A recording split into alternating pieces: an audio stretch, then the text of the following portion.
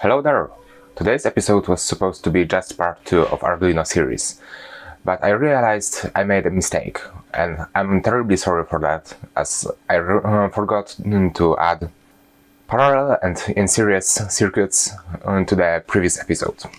As you can see, here is a series circuit. As you can see, there are two switches, and if I press one of them, nothing happens. But if I press two of them, the LED shines. As you can see, this is AND circuit, because I have to press this and this for the LED to shine. The connections are as follows. Again, plus and ground to the plus and ground, then resistor, 220 ohms resistor to the first switch, then first and second switch connected, and then LED between switch and ground. The second type of circuit is parallel circuit. As you can see, now the switches, the wiring is way more complicated, as the switches have to be connected each to the LED diode. As you can see, this is OR type, as if I press this or this, the LED shines. If I press both, obviously it shines too.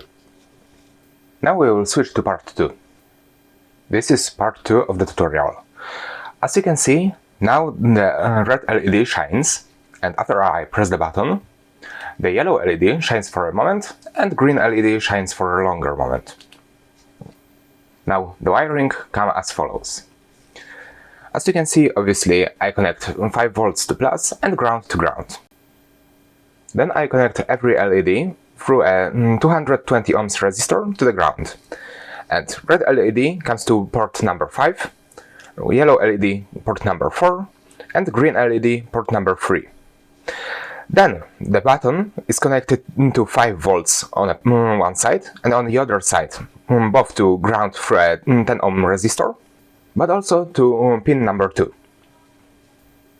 As you could see, when the button is not pressed, the red LED shines, but after I press it, the other two LED shines for a brief moment.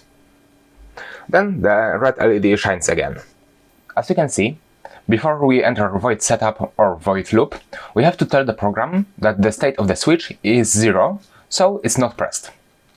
Then in void setup, we declare that pin 3, 4 and 5 are outputs, and pin 2 is an input, which means that in port 3, 4 and 5, Arduino will send the signal, but in the port 2, it will receive some signal. Then in void loop comes all the magic.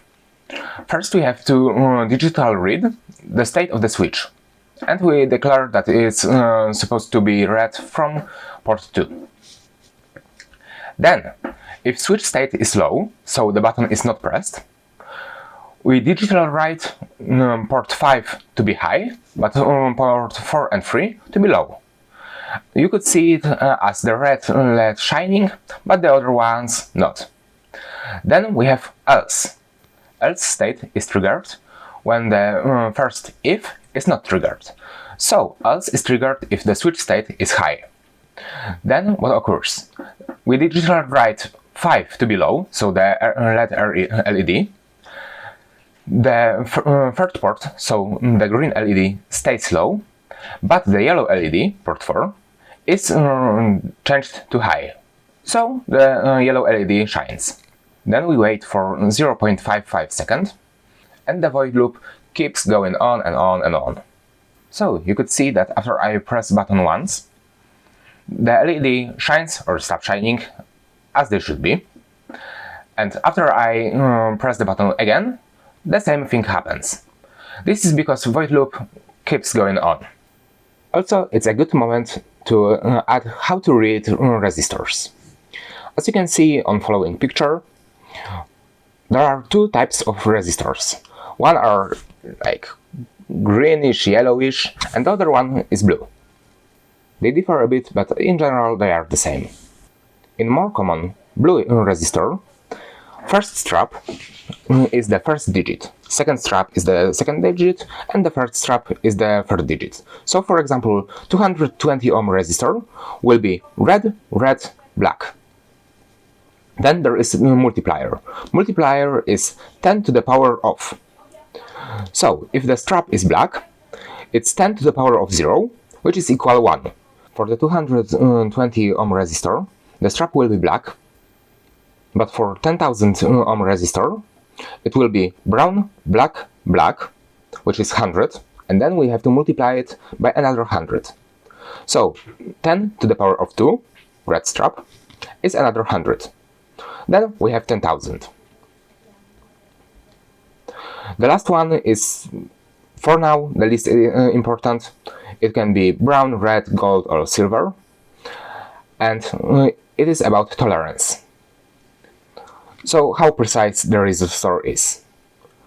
Obviously the brown is the best, because it means the smallest tolerance, so it's the most precise resistor. At the bottom of the page you can see some of the more important resistors. See you soon!